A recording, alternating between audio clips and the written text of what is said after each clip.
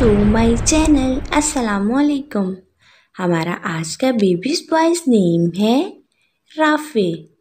Rafe की English में spells हैं RAFE, राफे।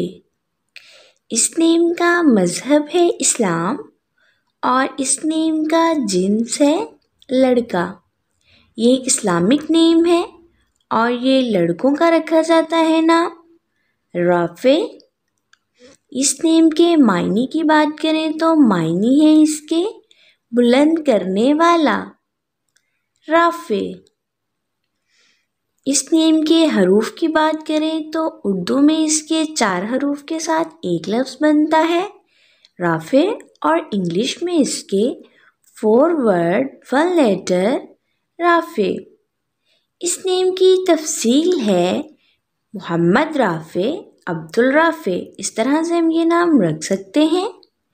आप भी अपने नाम का मायने जानने के लिए कमेंट्स में अपना नाम लिखें और मायने जानिए। And please subscribe my channel, like, comment and share. Okay dears, फिर मिलेंगे न्यू नेम न्यू वीडियो के साथ। अपना ख्याल रखिएगा, दुआओं में याद रखिएगा।